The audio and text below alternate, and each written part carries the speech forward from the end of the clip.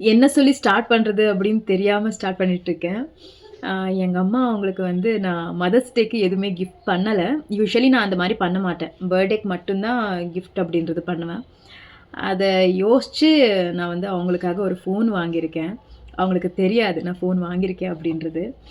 So எந்த phone அப்படின்னா, cost வந்து கம்மி தான். இந்த ஃபோன் தான் வாங்கியிருக்கேன். Redmi 15A. அது அவங்களுக்கு வந்து இன்னைக்கு கோயில்ல கிஃப்ட் பண்ணலாம், கோவில்ல குடுக்கலாம் அப்படின்னு யோசிச்சிருக்கேன். லாவெண்டர் கலர்ல தான் வாங்கியிருக்கேன். கலர் நல்லா இருக்குல்ல? வரும்போதே ஸ்க்ரீன் கார்டுக்கு போட்டாச்சு. இதுக்கு வந்து ஆரஞ்ச் கலர் பேக் கேஸ் வாங்கினேன். ஆக்சுவலா போட்டு பார்த்தேன் ரொம்பவே நல்லா இருந்துச்சு. ஸோ அதனால சரின்ட்டு வாங்கிட்டேன். எப்படி இருக்கு?